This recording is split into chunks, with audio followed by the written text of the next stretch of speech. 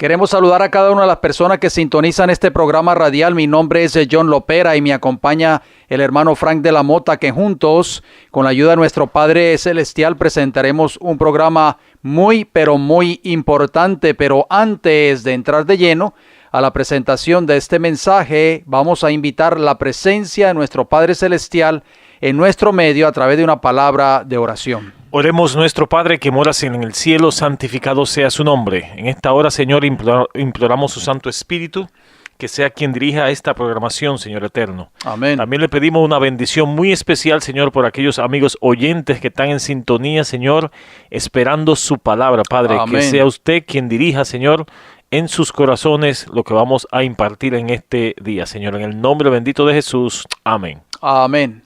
Nos sentimos agradecidos al Señor porque nos da otra vez el privilegio de poder salir al aire, de entrar de lleno a sus hogares o donde quiera que nos estén sintonizando. Queremos darle la bienvenida a cada uno de ustedes a este programa radial. Nos sentimos agradecidos al Señor por su fiel sintonía. Como siempre lo hacemos, vamos a leer nuestros versículos lema de este programa radial, contenidos en Primera de Tesalonicenses, capítulo 2, versículos del 4 hasta el 6, que nos dicen: sino que según fuimos aprobados por Dios para que se nos confiase el Evangelio, así hablamos, no como para agradar a los hombres, sino a Dios, que prueba nuestros corazones.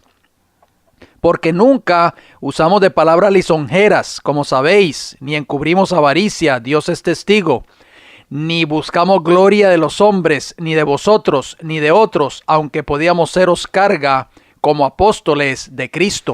Y mientras nos damos cuenta, hermano John, que estamos en este mundo, vamos a darnos cuenta que estamos entre dos potencias que están en juego.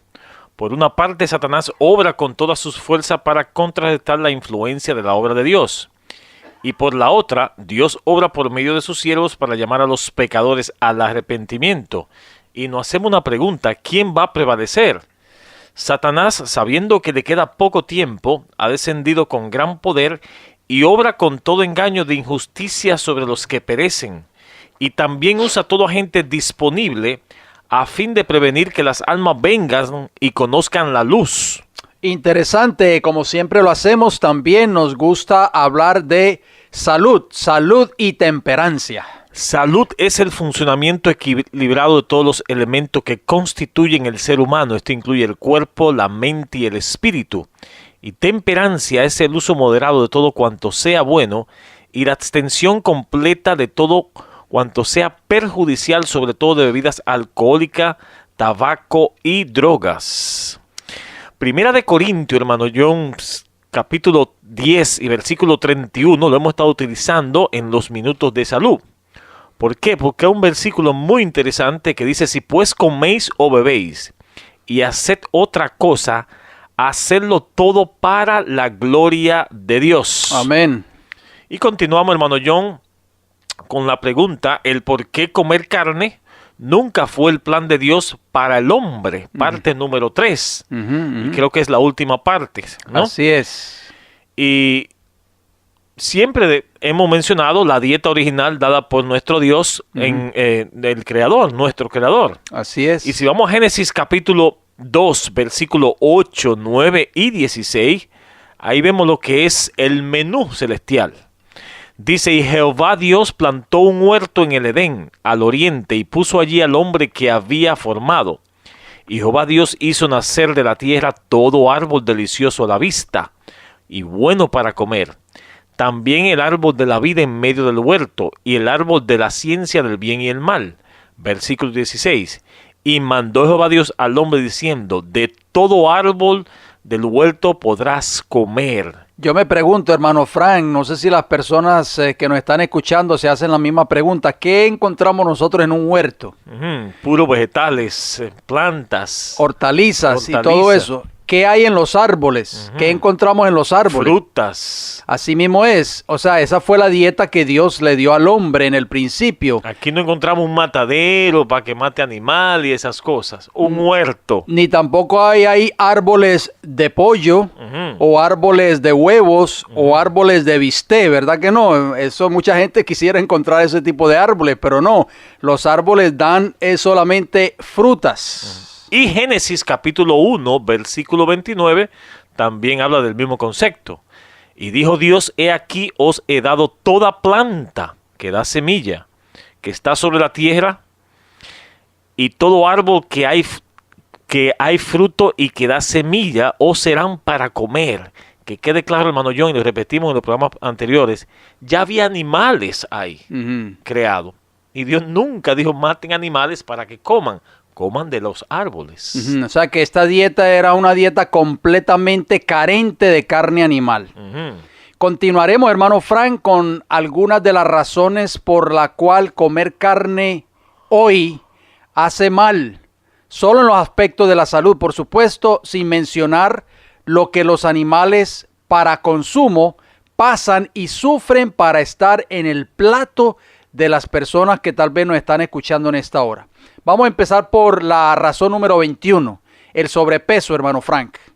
Las grasas de la carne están saturadas de colesterol y triglicéridos, o sea, otras grasas, otro tipo de grasas, que se depositan en el tejido adiposo subcutáneo, o sea, bajo la piel, y en los órganos de las cavidades del cuerpo. Estas grasas dan un tipo de obesidad tan dañina que se asocia directamente con el potencial desarrollo de diabetes, infartos cardíacos, alta presión, etc. Razón número 22. Cuando se unen el sobrepeso al sedentarismo, o sea, el trabajar sentado detrás de un escritorio, hermano John, por 8 o 10 horas, factores genéticos, antecedentes familiares, existen grandes posibilidades de adquirir diabetes, algo muy común hoy en día. Así es. Que al no ser diagnosticada o tratada produce graves daños en los ojos, riñones, el sistema nervioso periférico, y es por eso tan importante el ejercicio en la vida del ser humano, hermano John. Sí, porque la gran mayoría de las personas tienen un trabajo sedentario, como usted lo ha dicho, en la oficina, detrás de un escritorio, sentado todo el día, etcétera. Es muy importante. Vamos a la razón número 23. El esqueleto está determinado genéticamente para soportar cierto peso. O sea, fue creado por Dios para soportar cierto peso, hermano Frank. Así como cuando se edifica un edificio o cuando se edifica una casa o una estructura.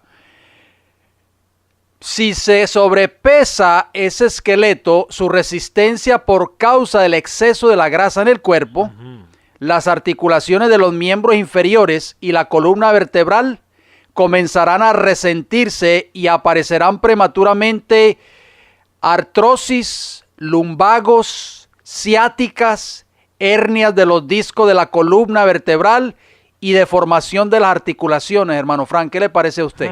Por eso muchas personas hoy están sufriendo de estos males. La humanidad está sufriendo de estos males. Pero ¿qué hace la humanidad, hermano Frank, cuando sufre de estos males y saben que la causa primordial es por el sobrepeso, por la obesidad, por la dieta impropia que están siguiendo o que están consumiendo? La carne animal, por ejemplo, va a la cabeza. ¿Y qué hacen? Van al médico, ¿y qué hace el médico? No, tómate estas pastillas que esto te va a aliviar. O una cirugía. Exacto. Las hormonas de crecimiento sintéticas que se le inyectan a los animales de consumo humano son muy parecidas a las hormonas de los anticonceptivos, hermano John. Estas hormonas son utilizadas para que el animal pese más en el momento de su venta, ya que acumulan más agua y grasa.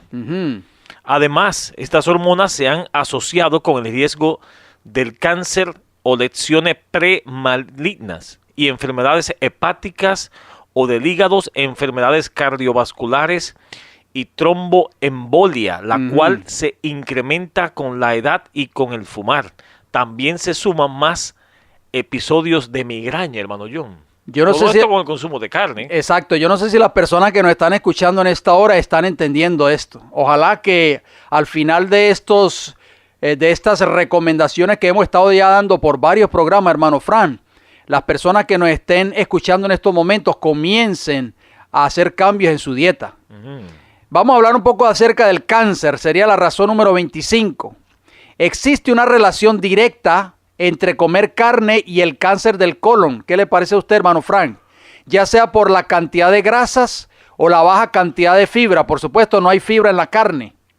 Esto hace más lento el tránsito intestinal, permitiendo que las sustancias tóxicas de la putrefacción de la carne estén más tiempo en contacto con la mucosa del colon.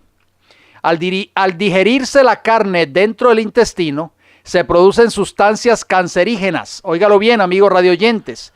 De 25 países que son grandes consumidores de carne, 19 tenían un alto nivel de cáncer. Y de 35 países con bajo o nulo consumo de carne, ninguno tenía un nivel alto de cáncer, hermano Frank. ¿Qué le parece a usted? Repetimos otra vez que Dios no se equivocó, hermano John. Así es. Razón número 26. La dieta rica en grasas animales estimula la producción de estrógeno, en particular el estradiol, alto nivel del cual se asocia al cáncer de mama. Y sabe, hermano John, que un estudio reciente demostró la asociación entre el consumo de los productos lácteos y el mayor riesgo de cáncer de ovario en el proceso de digerir la lactosas, o sea, el azúcar de la leche, para convertirla en galactosa. Evidentemente dañan los ovarios, hermano John, eso está comprobado. Inclusive investigaciones realizadas en los últimos 20 años acertadamente sugieren que existe un vínculo entre el comer carne y el cáncer del colon, o recto, pecho y útero. Estos tipos de cáncer son muy raros entre aquellos que no comen carne. Así es, hermano Fran, y hoy está de moda, vamos a decirlo así, sobre todo en las mujeres y mujeres jóvenes, hermano Frank. Mujeres jóvenes que están sufriendo de cáncer del útero o cáncer de los ovarios. Y si usted se pone a pensar, hermano Fran, cuando nosotros hacemos un recuento, su mamá o su abuelita, su bisabuela y todas esas mujeres que a veces tenían muchos hijos, ninguna de esas mujeres sufrían de este tipo de cáncer, hermano Fran. Eso no se escuchaba en ese tiempo. Porque en esos tiempos, tal vez por la pobreza en que tal vez muchos de nosotros vivíamos en nuestros países, no se consumía mucho la carne animal. Era muy reducido en la dieta. O los animales no tenían tantas hormonas inyectadas en ese tiempo. Exactamente. Eran más salvajes, entre comillas, más saludables, vamos a decirlo así. Y la razón número 27, además tenemos la adición de químicos a la carne, hermano Fran. Muchas personas que nos están escuchando en esta hora no lo saben. Tan pronto como se mata una res, oigan bien, hermanos radioyentes, o cualquier otro animal de consumo humano, su carne comienza a pudrirse. Luego de algunos días, es como cuando una persona muere, lo mismo. Se torna de un color gris, verdoso y enfermizo. La industria, óigalo bien, disfraza este descoloramiento agregando nitritos, o sea, nitratos y otros preservativos para darle a la carne un color rojo brillante. Por eso las personas cuando van al supermercado, hermano Fran, y van a la sección de las carnes, ven esas carnes rojitas, hermosas aparentemente, pero eso no es el color de la carne, amigos radioyentes, no se equivoquen. Todos esos son químicos que la industria de la carne le agrega, nitritos y nitratos. Y oigan bien, amigos radioyentes, pero ahora algunas investigaciones han mostrado que muchos de estos preservativos son carcinogenéticos. O sea, y lo que agrava el problema es la cantidad de químicos que se utilizan en la alimentación del ganado, hermano Fran. Muchas de estas reses son carnívoras también. Se le está dando carne, hermano Fran, a muchas de estas reses. ¿Qué le parece a usted? Bien, hasta aquí los minutos de salud. Esperamos que sea una bendición para cada uno de ustedes, amigos oyentes. Y esperamos que con estas recomendaciones las personas que nos están escuchando finalmente tomen la decisión, hermano Fran, de dejar de comer carne animal. De limpiar la neverita, ¿no? Así es.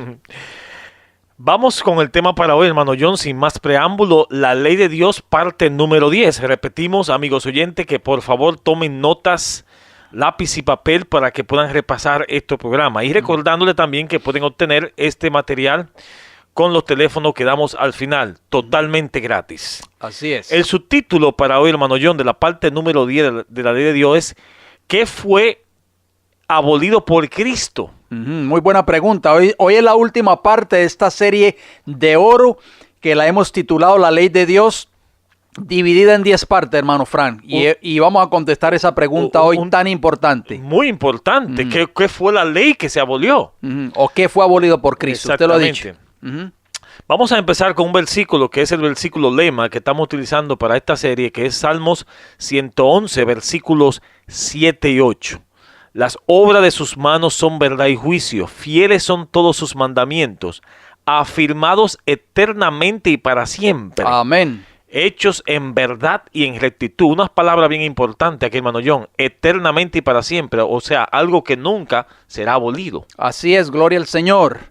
Esa ley moral que Satanás odia tanto, odia de muerte, y por eso ha querido hacerle creer al mundo cristiano hoy que esa ley no está en vigencia, que esa ley fue abolida. Esa es la mentira de Satanás, y es por eso que nosotros nos hemos preocupado por presentar estos programas y así desenmascarar las artimañas y las falsedades del enemigo. Siempre hacemos preguntas, hermano Frank, usted lo sabe, y contestamos con un escrito está, y como usted lo ha dicho, esperamos de que las personas estén anotando cada uno de estos textos. ¿Por qué lo decimos siempre? ¿Por qué lo enfatizamos? Para que ustedes puedan darse cuenta que lo que nosotros presentamos a través de estos micrófonos, a través de este programa cada semana, es un así dice Jehová. ¿Cómo afectó la muerte de Cristo en la cruz todo el sistema de sacrificios? Bien, vamos entonces a comenzar con el libro de Daniel. Daniel, el profeta Daniel, profetizó de ese Mesías que había de venir, en esa extraordinaria profecía contenida en el capítulo 9 de su libro. Daniel capítulo 9, versículos 26 y 27 nos dice lo siguiente: y después de las 62 semanas se quitará la vida al Mesías. Ahí podemos darnos cuenta, hermano Frank, que ya Daniel estaba profetizado de que el Mesías iba a morir, mas no por sí. Y el pueblo de un príncipe que ha de venir destruirá la ciudad y el santuario. Esto se cumplió cuando vino Roma pagana, Roma imperial, y destruyó a Jerusalén y al templo de Jerusalén en el año 70 de nuestra era. Y sigue diciendo, y su fin será con inundación, y hasta el fin de la guerra durarán las devastaciones. Versículo 27 de Daniel 9. Y por otra semana confirmará el pacto con muchos, o sea, por 7 años. A la mitad de la semana, o sea, los 3 años y medio, hará cesar el sacrificio y la ofrenda. Nosotros sabemos, hermano Fran, lo hemos explicado en programas anteriores, que a los 3 años y medio después del bautismo de Cristo en el río Jordán por Juan el Bautista, Jesús murió en la cruz del Calvario, o sea, en el año 31 de nuestra era.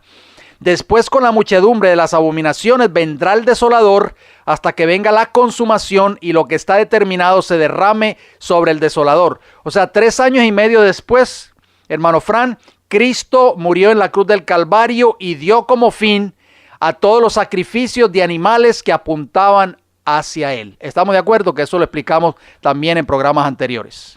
Y la pregunta entonces, hermano John, ¿qué fue lo que Cristo clavó en la cruz? Colosenses capítulo 2, versículo 14 nos dice: anulando el acta de los decretos que había contra nosotros, que nos era contraria, quitándola de en medio y clavándola en la cruz, hermano John. Muchos confunden estos sistemas y se valen de los textos que hablan de la ley ceremonial para tratar de probar que la ley moral fue abolida, hermano John. Pero esto es pervertir las escrituras. Así mismo es. La distinción entre los dos sistemas es clara. De eso estuvimos hablando en programas anteriores también. La ley moral y la ley ceremonial. El sistema ceremonial se componía de símbolos que señalaban a Cristo, su sacrificio y su sacerdocio.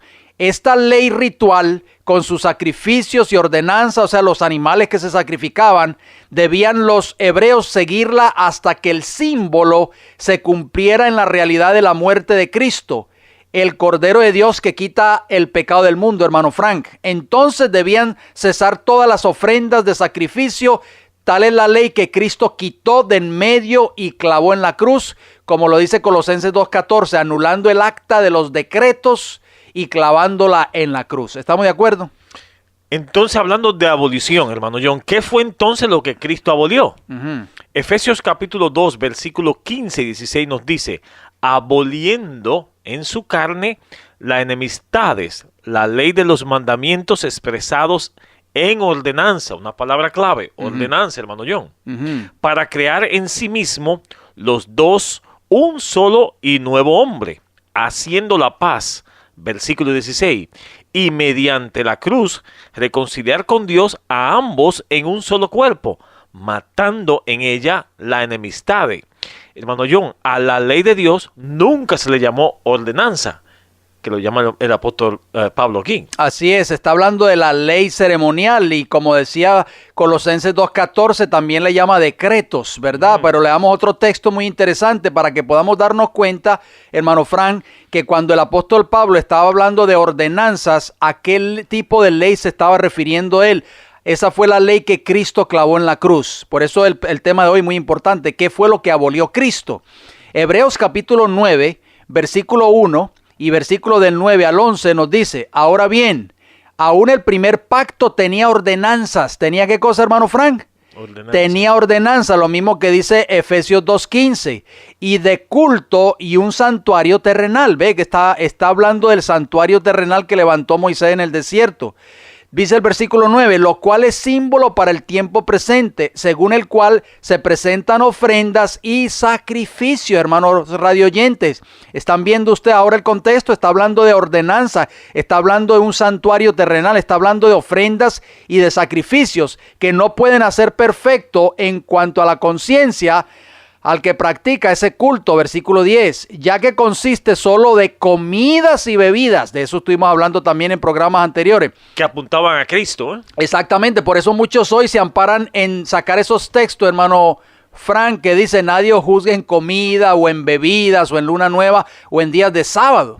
Pero las personas no saben que esto apuntaba, esto eran los sábados ceremoniales, que de esto estuvimos hablando también en programas anteriores, y también de las fiestas hebreas, ¿verdad? Que había comida y había bebida ahí, de diversas abluciones, sigue diciendo el texto, y ordenanzas acerca de la carne, impuestas hasta el tiempo de reformar las cosas.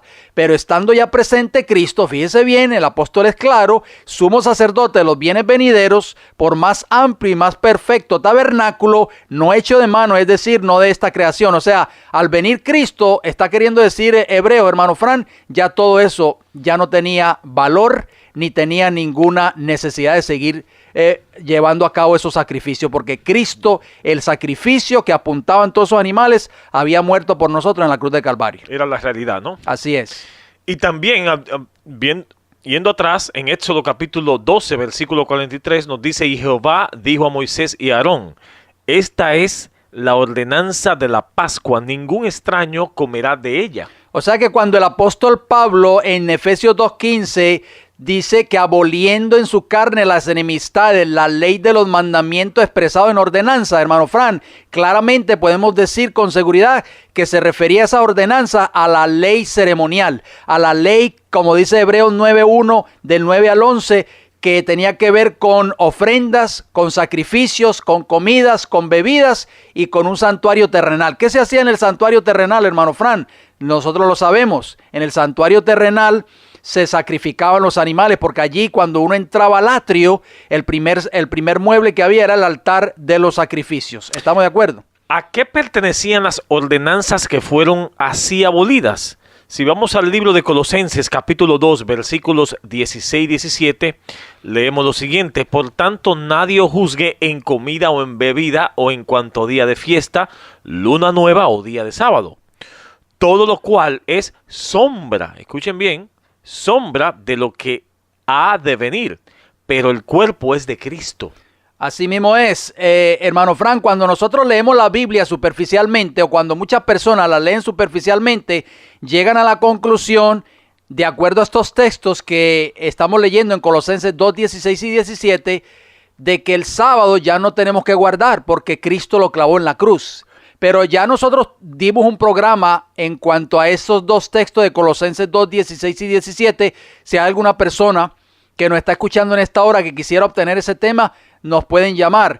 Ahí tiene que ver con la ley ceremonial, porque habían 7 sábados ceremoniales. Cada vez que se celebraba una fiesta hebrea, habían 7 fiestas en total, y cada vez que caía la fecha de dicha fiesta, ese día, hermano Frank, se constituía como un sábado ceremonial. Estos son los sábados que está hablando el apóstol Pablo en Colosenses 2:16, no el sábado semanal o el sábado de la creación. El apóstol Pablo menciona aquí la luna nueva, hermano John. ¿En qué estaban relacionadas las lunas nuevas? Exactamente, las lunas nuevas estaban relacionadas con la ley ceremonial y con las fiestas judías. Vamos a ver lo que dice la Biblia en Primera de Crónicas. Preste mucha atención, por favor, amigo radioyente, porque este es el contexto. Tenemos que estudiar la Biblia con el contexto, porque la palabra de Dios es su propia intérprete, no nuestras opiniones. Primera de Crónicas 23, versículos del 29 al 31 nos dice: asimismo, para los panes de la proposición, para la flor de harina, para el sacrificio, ahí está hablando de sacrificios, para las hojuelas sin levadura, para lo preparado en sartén, para lo tostado y para toda medida y cuenta, y para asistir cada mañana todos los días a dar gracias y tributar alabanzas a Jehová, y asimismo por la tarde, para ofrecer todos los holocaustos. Ahí está hablando de holocausto, hermano Fran, de sacrificios a Jehová los días de sábado. Ahí está, ve, los días de sábado. O sea, habían días especiales que eran ceremoniales, sábados ceremoniales, lunas nuevas, ahí están las lunas nuevas, y fiestas solemnes, según su número y de acuerdo con su rito, continuamente delante de Jehová. Hermano Fran, la luna estaba relacionada con las fiestas judías y con los sacrificios. Por eso Pablo dijo: nadie os juzgue en comida o en bebida o en días de fiesta. Ahí están las 7 fiestas de Jehová, o lunas nuevas, o días de sábado, los 7 sábados ceremoniales. A eso se refería el apóstol Pablo. ¿Por qué? Porque ya no tenían las personas que guardar esos días, hermano Fran. Después de que Cristo muere en la cruz del Calvario, ya no teníamos que ofrecer más sacrificios, ya no teníamos que ofrecer, guardar las fiestas judías en honor, que apuntaban todas a Cristo Jesús. Ya no teníamos que guardar esos 7 sábados ceremoniales. Y también Primera de Crónicas, capítulo 23, versículo 31, leemos: y para ofrecer todos los holocaustos a Jehová, los días de sábado, lunas nuevas y fiestas solemnes, según su número y de acuerdo a su rito, continuamente delante de Jehová.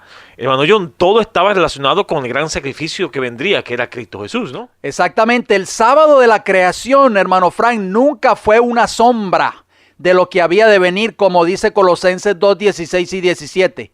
Las sombras vinieron a la existencia como resultado del pecado y apuntaban al futuro, o sea, a la liberación del pecado que vino con la muerte de Cristo en la cruz del Calvario. El sábado, hermano Frank, el sábado de la creación fue hecho antes de que el pecado existiera en el mundo. Génesis capítulo 2, versículo del 1 al 3. ¿Por medio de cuál declaración podemos aprender que las ordenanzas tenían que ver con el sistema de sacrificio, hermano John? Si leemos a Hebreo capítulo 10, un libro muy importante que explica bien todo ese asunto. Y nos aclara todas estas cosas. Claro. Versículo del 1 al 4, leemos lo siguiente: porque la ley, o sea, la ley ceremonial, teniendo la sombra de los bienes venideros, no la imagen misma de las cosas, nunca puede, por los mismos sacrificios que se ofrecen continuamente cada año, hacer perfecto a los que se acercan. Las personas, hermano Fran, cuando leen ley, paran ahí inmediatamente. Dice, ¿se da cuenta? Está hablando de la ley de Dios, pero ahí no está hablando de esa ley moral, está hablando de los sacrificios. Había una ley ceremonial que apuntaba a los sacrificios. Versículo 2, de otra manera cesarían de ofrecerse, pues los que tributan este culto limpio una vez, no tendrían ya más conciencia de pecado. Pero estos sacrificios cada año se hace memoria de los pecados, porque la sangre de toros y de los machos cabríos no puede quitar los pecados. Eran apenas una sombra de lo que había de venir, hermano. Así es. O sea, podemos darnos cuenta que con claridad que la sombra que estaba hablando el apóstol Pablo en Colosenses 2:17 se refería a la ley ceremonial y a los sacrificios de animales. Estos sacrificios apuntaban al Cordero de Dios que iba a venir al mundo. Con la muerte de Cristo, hermano John, en la cruz, ya esta ley ceremonial llegó a su fin. Esto es lo que no se ha entendido hoy en día. Así mismo es, y esto yo no entiendo por qué las personas no quieren entender, hermano Fran, esto que hasta un niño lo entiende. Los ministros, tal vez, si hay algún ministro que nos está escuchando en esta hora, un pastor que no quiere entender este asunto entre qué fue lo que abolió Cristo y qué fue lo que Cristo nunca abolió. ¿Qué ocurrió en el momento de la crucifixión que indicaba que el sistema de sacrificios había sido quitado por Cristo, amigos radioyentes? Vamos a ver qué nos dice el libro de Mateo, capítulo 27 y el versículo 51 nos dice: y he aquí, el velo del templo se rasgó en dos, de arriba abajo, y la tierra tembló, y las rocas se partieron. Hermano Frank, cuando el símbolo encontró la realidad en la muerte de Cristo, cesó la ofrenda de los sacrificios. ¿Estamos de acuerdo? La ley ceremonial quedó suprimida, o sea, que quedó abolida completamente. Pero por la crucifixión, la ley de los 10 mandamientos fue establecida. El Evangelio no ha abrogado la ley, ni ha suprimido ni una jota de su ley. Todavía exige santidad en todo sentido de la palabra. Es el eco de la propia voz de Dios que hace a cada alma esta invitación. Asciende un poco más alto, sé santo, siempre más santo, hermano Frank. ¿Cómo pretender nosotros ser santos? ¿Cómo pretender vivir una vida de santificación violando la ley moral de Dios? ¿Qué le parece a usted, hermano Frank? Bueno, mire, cuando al dar muerte a Cristo, los judíos destruyeron virtualmente su templo, hermano John. Cuando Cristo fue crucificado, el velo interior del templo, como usted mencionó, se rasgó en dos de alto a bajo, indicando que el gran sacrificio final había sido hecho y que el sistema de los sacrificios rituales había terminado para siempre. Así es. Ya no había necesidad de hacer más sacrificio. El Cordero de Dios estaba presente ahí. Así es. Al expirar Jesús en el Calvario, Él exclamó, consumado es. Y el velo del templo se rasgó, como ya lo mencionamos, lo acabamos de leer en Mateo 27:51, se rasgó de arriba abajo en dos mitades, para demostrar, hermano Frank, que los servicios del santuario terrenal habían acabado para siempre, como lo dijo Pablo en el libro de Hebreos, lo acabamos de citar, y que Dios ya no vendría al encuentro de los sacerdotes de ese templo terrestre para aceptar su sacrificio. O sea que la sangre de Cristo fue derramada entonces e iba a ser ofrecida por Él mismo en el santuario celestial. Y al rasgarse el velo, el templo en dos, como mencionamos, daba por terminado para siempre el sacerdocio terrenal, hermano. Es muy importante este asunto, ya que el hombre no necesitaba acercarse a Dios por medio de un sacerdote. Ya nuestro gran sumo sacerdote estaba muriendo por cada uno de nosotros. La realidad estaba aquí presente, hermano John. Gloria a Dios, hermano Fran. Así como el sacerdote en el santuario terrenal entraba una vez al año al lugar santísimo para purificar el santuario terrenal, también Jesús entró en el lugar santísimo del santuario celestial al final de los 2300 días de Daniel 8:14, o sea, en 1844, para hacer la expiación final por todos los que pudiesen recibir el beneficio de su mediación y purificar de ese modo el santuario. Pero vamos a leer un texto muy interesante, Hebreos 4:14. Por lo tanto, teniendo un gran sumo sacerdote que traspasó los cielos, Jesús, el Hijo de Dios, retengamos nuestra profesión, porque no tenemos un sumo sacerdote que no pueda compadecerse de nuestras debilidades, sino uno que fue tentado en todo según nuestra semejanza, pero sin pecado. Gloria al Señor, hermano Fran. 2 veces repite ahí el escritor de Hebreos. 2 veces en el versículo 14 y en el versículo 15 de Hebreos 4, 14, 15, repite el sumo sacerdote. ¿Quién es nuestro gran sumo sacerdote? Cristo Jesús. Dice que subió al cielo. Dice el versículo Hebreos 8, 1 y 2. Ahora bien, el punto principal de lo que venimos diciendo es que tenemos tal sumo sacerdote, el cual se sentó a la diestra del trono de la majestad en los cielos, ministro del santuario y de aquel verdadero tabernáculo que levantó el Señor y no el hombre. Entonces, hermano John, solo Cristo se sentó a la diestra del trono del Padre.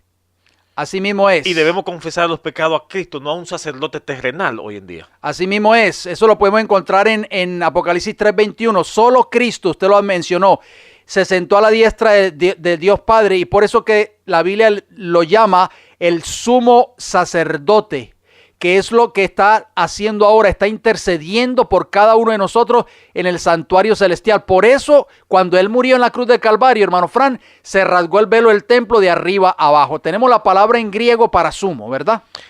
La palabra en griego para sumo es argereus, que significa sumo sacerdote, principal jefe, según la concordancia Strong, número 749 en la página 13. O sea que el sumo sacerdote, hermano Fran, es el jefe, o es el principal, la persona más importante.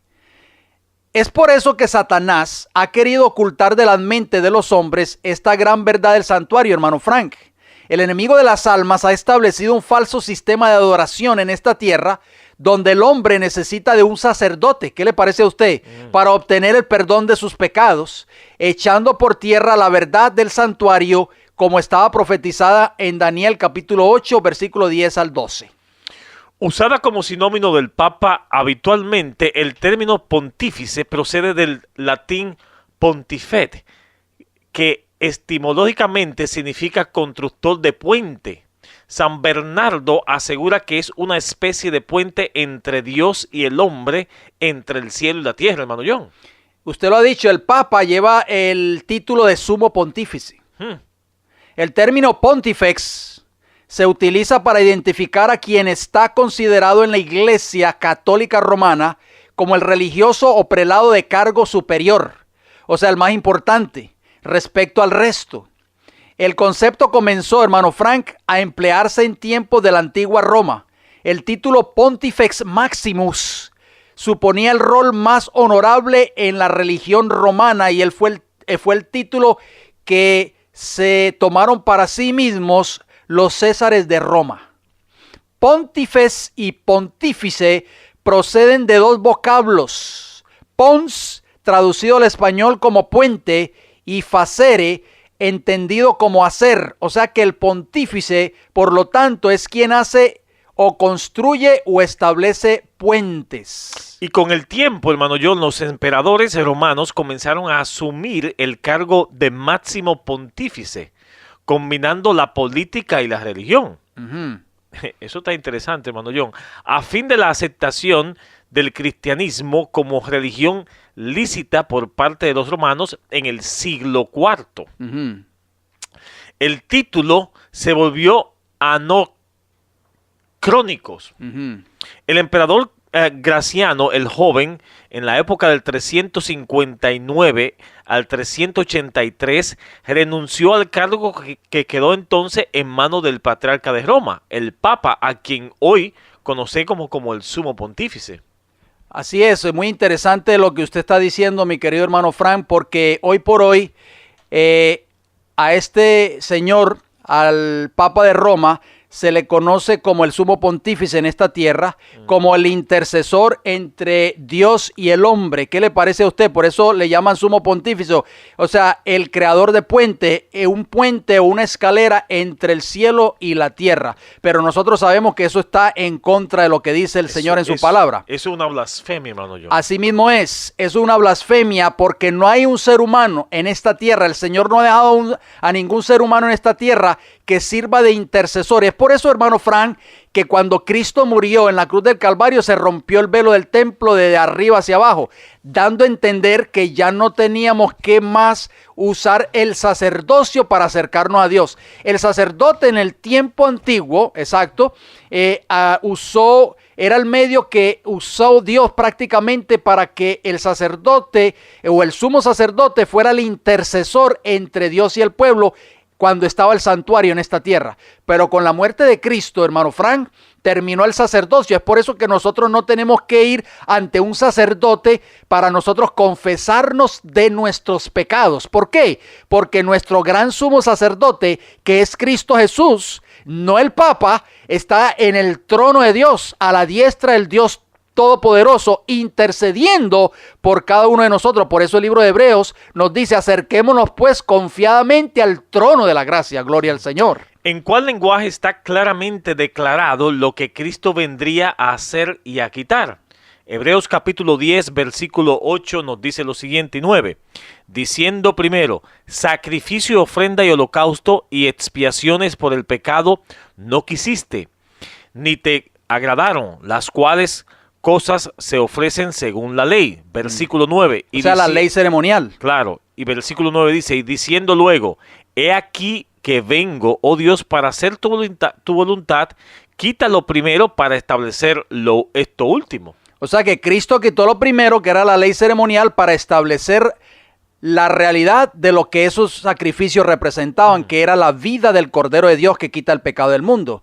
En los tiempos de los apóstoles, amigos radioyentes, ¿qué se levantó en relación con la ley ceremonial? Porque muchos de los creyentes judíos, hermano Frank, aún después de la muerte de Cristo, seguían guardando la ley ceremonial. Y noten lo que dice el libro de Hechos de los Apóstoles, capítulo 15 y el versículo 1. Entonces algunos que venían de Judea enseñaban a los hermanos: si no os circuncidáis conforme al rito de Moisés, no podéis ser salvos. O sea que ellos estaban enseñando, los judíos que estaban aceptando el evangelio, estaban enseñando que había que seguir practicando la circuncisión para poder ser salvos según ellos. ¿Cuál requerimiento fue hecho por los maestros de Judea concerniente a la ley ceremonial? Hechos capítulo 15, versículo 24 nos dice: por cuanto hemos oído que algunos que han salido de vosotros, de nosotros, a los cuales nos dimos orden, no dimos orden, os han inquietados con palabras perturbando vuestras almas, mandando circuncidaros y guardar la ley, o sea, la ley ceremonial, como te dice, querían seguirlas, mandándola a ordenar. O sea que se refiere a esa ley ceremonial, que la circuncisión era parte de ella, por supuesto, y es por eso que muchos pastores y muchas personas, cuando leen estos textos, llegan a la conclusión y dicen: verdaderamente ya no hay que guardar la ley, pero no saben que ahí está hablando de esa ley, específicamente de la ley ceremonial, que fue la que Cristo vino a quitar clavándola en la cruz.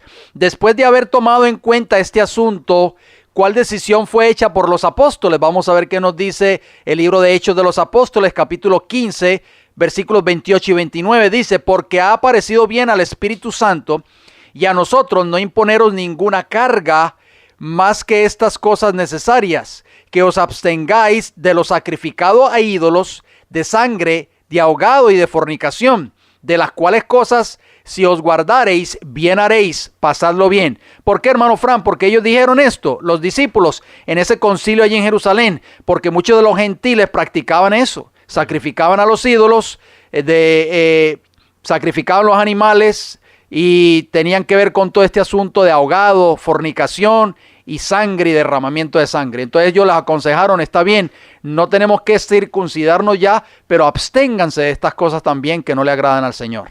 ¿Qué acusación se hizo en contra de Esteban concerniente a su aptitud hacia la ley ceremonial? Si vamos al libro de Hechos, capítulo 6, versículo 13 y 14, leemos lo siguiente: y pusieron testigo falso que decían: este hombre no cesa de hablar palabras blasfemas contra este lugar santo, o sea, el templo, y contra la ley. Pues le hemos oído decir que ese Jesús de Nazaret destruirá este lugar y cambiará la costumbre que nos dio Moisés. Exactamente. Ellos seguían ahí, hermano John. Esteban estaba dando un mensaje verdadero, ¿estamos de acuerdo? Era un mensaje verdadero. Cristo les dijo a los discípulos en Mateo 24:1, del 1 al 3, que ese templo iba a ser destruido y que no iba a quedar piedra sobre piedra que no fuera derribada. Y también les había dicho: cuando yo muera en la cruz del Calvario, ya todo eso se va a acabar, las costumbres y los ritos y las ceremonias y los sacrificios. Por eso ellos odiaban tanto a Esteban y procuraron su muerte, por supuesto. ¿Por qué? Porque él supuestamente estaba predicando en contra del templo, que era un orgullo nacional de la nación judía, hermano Fran, y de la ley ceremonial. ¿Por qué? Porque ellos, después de que Cristo muere en la cruz del Calvario, ellos seguían ofreciendo y matando corderos y matando animales. Ya eso no tenía sentido. No. Por eso los apóstoles hablaban y predicaban en contra de esa orden ya, de esa función, de ese rito ceremonial que ya no estaba siguiendo, ya no debían estar siguiendo. Por eso Pablo también enfatizó en cuanto a eso en Colosenses y en Filipenses y en todos sus libros. Y eran acusados como de turbadores. Definitivamente, o sea, estaban en contra prácticamente de toda la verdad, según ellos. ¿Cuál acusación similar fue hecha contra el apóstol Pablo? Porque el apóstol Pablo también sufrió esta acusación, hermano Frank. En Hechos capítulo 18, versículo 13, nos dice: pero siendo Galión procónsul de Acaya, los judíos se levantaron de común acuerdo contra Pablo, ahí está, y le llevaron al tribunal diciendo: ¿cuál fue la acusación? Este persuade a los hombres a honrar a Dios contra la ley. O sea, por supuesto, contra la ley ceremonial. O sea, eso era lo que enseñaba Pablo. Por eso él decía: nadie os juzgue en comida o en bebida o en lunas nuevas o en días de fiesta o en días de sábado, o sea, los sábados ceremoniales. ¿Por qué? Pablo simple y llanamente, hermano Fran, estaba diciendo: ya no hay que guardar esas cosas. Y Pablo, que era un judío de pura cepa, ¿no? Así mismo es. ¿Cuál era una de las leyes ceremoniales que Pablo trató de demostrar que ya no era necesario guardar? Gálatas capítulo 5, versículo 1 al 3 nos dice, estad pues firme en la libertad con que Cristo nos hizo libre, y no estéis otra vez sujeto al yugo de la esclavitud. He aquí, yo Pablo, os digo que si os circuncidáis, de nada os aprovechará Cristo. Imagínense. Y otra vez testifico a todo hombre que se circuncida, que está obligado a guardar toda la ley. O sea, la ley ceremonial, porque está hablando de la circuncisión. Por eso tenemos que entender el contexto bíblico, amigo radio oyente. Y es por eso que hay tantas personas confundidas hoy en el cristianismo, hermano Frank. ¿Por qué? Porque leen estos textos sin ver el contexto a lo que se refería el apóstol. También el apóstol Pablo en Gálatas 6, versículos 12, 13 y 15 nos dice: todos los que quieren agradar en la carne, estos os obligan a que os circuncidéis. Ahí está nuevamente, hermano Fran, hablando de esa ley ceremonial. Solamente para no padecer persecución a causa de la cruz de Cristo. Porque ni aun los mismos que se circuncidan guardan la ley, o sea, los judíos. Pero quieren que vosotros, o sea, los gentiles, porque le está hablando a los gálatas, os circuncidéis para gloriarse en vuestra carne. Porque en Cristo Jesús ni la circuncisión vale nada, ni la incircuncisión, sino una nueva creación. Qué maravilloso fue el evangelio del apóstol Pablo y qué claro de entender, hermano Frank. Vayamos un poquito a lo que es la ley moral, hermano John, entonces. ¿Cuál es una de las funciones de la ley moral? Según Pablo en Gálatas capítulo 3, versículo 24, nos dice, de manera que la ley ha sido nuestro ayo, o sea, nuestro guía, estamos hablando de la ley moral, para llevarnos a Cristo a fin de que fuésemos justificados por la fe. Gloria al Señor. Ya las cosas cambian aquí, hermano. Así es, hermano Frank, cuando nosotros nos vemos ante ese espejo moral, que son los 10 mandamientos, y cuando esa ley nos muestra nuestro pecado, nos está diciendo claramente esa ley: yo no te puedo perdonar, yo no te puedo limpiar. Así como cuando nosotros nos miramos ante un espejo y tenemos el rostro sucio, el espejo, hermano Fran, nos dice nuestra condición, pero no nos puede limpiar. Tenemos que procurar buscar agua y jabón. ¿Estamos de acuerdo? La ley de Dios nos dice: necesitas de un Salvador, necesitas de la sangre de Cristo Jesús. Por eso dice que es como un ayo, un guía que nos coge de la mano y nos lleva ante el único que nos puede limpiar del pecado, que es Cristo Jesús. ¿Cómo está expresada la misma enseñanza en otro lugar? Por ejemplo, en Romanos capítulo 10, versículo 4 nos dice: porque el fin de la ley es Cristo, para justicia de todo lo que es lo que cree. De todo aquel que cree. Muchos cristianos, hermano Fran, usan este texto bíblico que usted acaba de citar en Romanos 10:4 para tratar de querer probar que Cristo puso fin a los 10 mandamientos cuando murió en la cruz. ¿Por qué? Porque leen: el fin de la ley es Cristo. Es por eso, hermanos radioyentes, la importancia de este programa radial y estos temas que hemos estado presentando. La palabra fin, como aparece en Romanos 10:4 en griego, es telos y significa propósito, resultado o fin, de acuerdo a la concordancia Strong's número 5056, la página 85, hermano Fran. Vamos a leer varios textos bíblicos con esa misma palabra telos, fin, porque dice: porque el fin de la ley es Cristo. ¿Qué quiso decir el apóstol Pablo en Romanos 10:4? Romanos capítulo 6, versículo 20 y 21 tenemos por aquí. Porque cuando erais esclavo del pecado, erais libre acerca de la justicia. Pero ¿qué fruto tenías en aquellas cosas de las cuales ahora os avergonzáis? Porque el fin, telos, de ella es muerte. O sea, el fin o el resultado del pecado trae como consecuencia la muerte, de acuerdo a Romanos capítulo 6, 23, hermano John. Ahí está, claramente. O sea, ahí no está hablando del fin del pecado. ¿Estamos de acuerdo?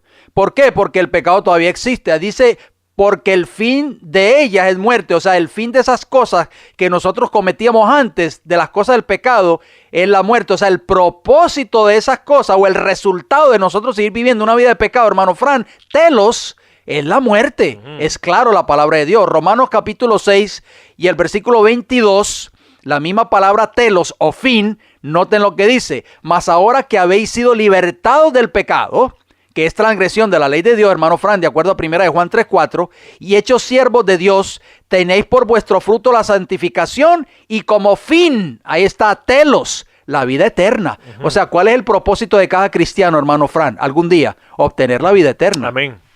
¿En cuál otra declaración hay un uso similar a la palabra fin? Si leemos primera de Pedro capítulo 1, versículo 9 nos dice, obteniendo el fin, telos, de vuestra fe, que es la salvación de vuestras almas. O sea que la fe verdadera, el propósito de la fe en Cristo Jesús, hermano Fran, o el resultado de esa fe genuina, nos va a dar en el tiempo del fin la salvación de nuestras almas. Amén. Eso es lo que quiere decir fin o telos. Santiago capítulo 5 y el versículo 11 también habla de telos o fin. He aquí, tenemos por bienaventurados a los que sufren, dijo Santiago. Habéis oído de la paciencia de Job y habéis visto el fin, telos, del Señor, que el Señor es muy misericordioso y compasivo. El propósito o el objetivo o el resultado de Cristo al venir a esta tierra fue traer compasión al ser humano. Ahora sí entendemos, hermano Fran, con claridad, el fin de la ley es Cristo. O sea, el resultado, el propósito de la ley es llevarnos a Cristo, hermano Frank, que es el único que nos puede perdonar y limpiar de nuestros pecados. Y como hemos repetido antes, hermano John, la ley de Dios existía antes de que el hombre fuera creado. Los ángeles estaban gobernados por ella. Satanás cayó porque transgredió los principios del gobierno del Señor. Ya mencionamos eso anteriormente. Después que Adán y Eva fueron creados, el Altísimo le dio a conocer su ley.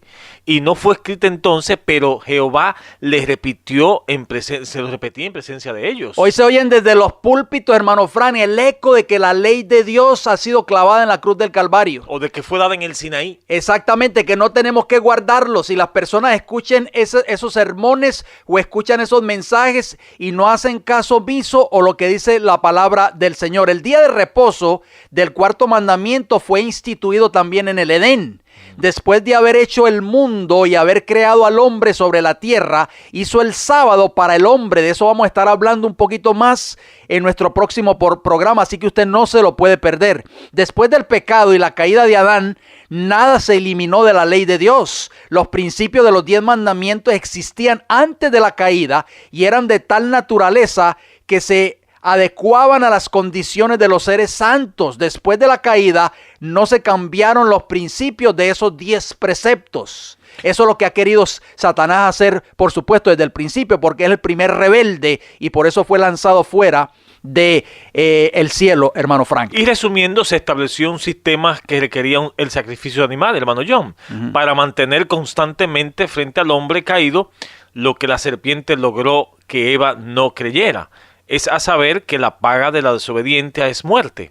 Transgresión de la ley de Dios hizo necesaria la muerte de Cristo como sacrificio. Aquí se ve la justicia, hermano John, que alguien tenía que morir, ¿no? Así es. Para que de esa manera fuera posible que el hombre se librara de ese castigo y al mismo tiempo se preservara el honor a la ley de Dios. Gloria al Señor. Por eso Cristo tuvo que morir por nosotros en la cruz del Calvario, porque la ley violada exigía la muerte del pecador, porque dice Romanos 6:23, la paga del pecado, o sea, la transgresión de la ley de Dios es muerte. Y como esa ley no se podía cambiar, Cristo tuvo que venir y morir por nosotros. Entonces Cristo no tenía que morir si no había ley, hermano John, ¿sí o no? Así es, el sistema de sacrificios, así es, debía enseñar humildad al hombre en vista de su condición caída y debía conducirlo al arrepentimiento y a confiar solo en el Señor para el perdón de sus pasadas transgresiones a su ley, por medio del prometido Redentor. Si la ley de Dios nunca hubiera sido traspasada, nunca habría habido muerte, hermano Frank, ni habría habido necesidad de preceptos adicionales, ni de sacrificio de animales, para así adaptarlos a la condición del hombre caído. Hermano Frank, el tiempo lamentablemente se nos ha ido de las manos, pero hacemos un llamado a esta radioaudiencia, a estas personas que tal vez insisten en querer no aceptar lo que dice un claro así dice Jehová. Lo hace el Señor Jesús en Apocalipsis capítulo 3, versículo 20. He aquí yo estoy a la puerta, dice el Señor Jesús. Si alguno oye mi voz y abre la puerta, entraré a él y cenaré con él y él conmigo.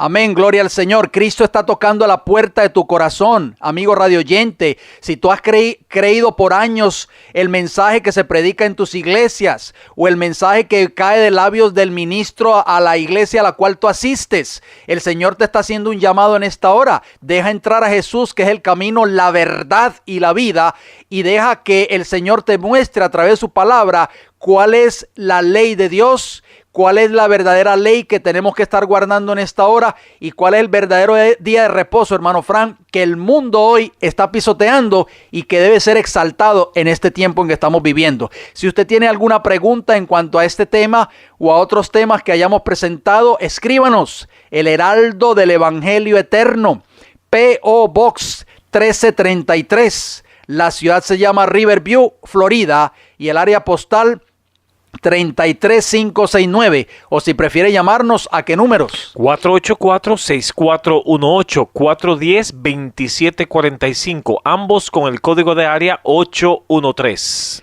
Si desea entrar a nuestra página de internet, página de nuestro ministerio, entre www.elfuerteclamor.org, o si desea visitarnos en nuestra iglesia aquí localmente, visítenos, Iglesia del Evangelio Eterno, 4403 Avenida Hubert con H, Tampa, Florida, 33614. Todos los sábados allí estamos, hermano Frank, a partir de las 9:30 de la mañana. Amigos radioyentes, nos resta decirles gracias por su atención, gracias por su fiel sintonía. Si Dios nos da la vida, nos veremos pues la próxima semana.